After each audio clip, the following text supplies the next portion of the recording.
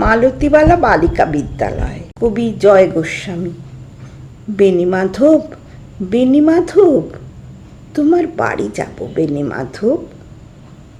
তুমি কি আর আমার কথা ভাবো বেণীমাধব? মোহনবাসী তমাল তুরুমুলে বাজিয়েছিলে, আমি তখন মালতী স্কুলে ডেস্কে বসে অঙ্ক করি। ছোট্ট ক্লাস ঘর, বাইরে দিদিমণির পাশে দিদিমণির বর।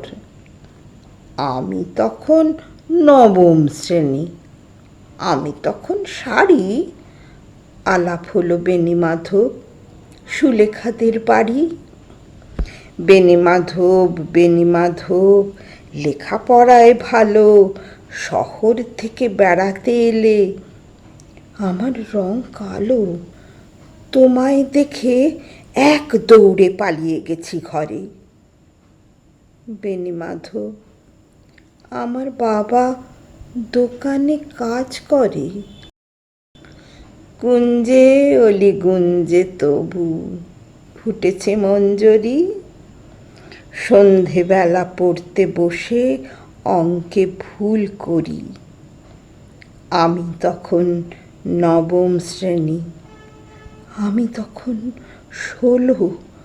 ব্রিজের ধারে বেণীমাধব লুকিয়ে দেখা হলো। বেণীমাধব, বেণীমাধব, এতদিনের পরে সত্যি বলো, সেসব কথা এখনো মনে পড়ে?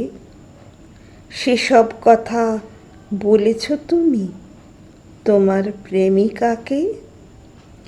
আমি কেবল একটি দিন তোমার পাশে তাকে দেখেছিলাম আলোর নিচে, অপূর্ব সে আলো।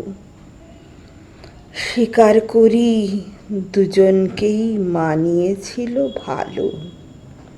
জুড়িয়ে দিল চোখ আমার, পুড়িয়ে দিল চোখ। বাড়িতে এসে বলেছিলাম ওদের ভালো হোক। রাতে এখন ঘুমোতে যাই একতলার ঘরে, মেঝের ওপর বিছানা পাতা, জ্যোৎস্না এসে পড়ে। আমার পরে যে বোন ছিল চোরা পথের বাঁকে মিলিয়ে গেছে। জানি না আজ কার সঙ্গে থাকে। আজ জুটেছে, কাল কি হবে? কালের ঘরে শনি। আমি এখন এই পাড়ায় সেলাই দিদিমণি। তবু আগুন বেণীমাধব, আগুন জ্বলে কই? কেমন হবে আমিও যদি নষ্ট মেয়ে হই? আপনারা আমার আবৃত্তি এতক্ষণ ধৈর্য সহকারে শুনেছেন, এর জন্যে আপনাদের ধন্যবাদ। আশা করব আপনারা আরও শুনবেন। আমি আবার আপনাদের সামনে আসব।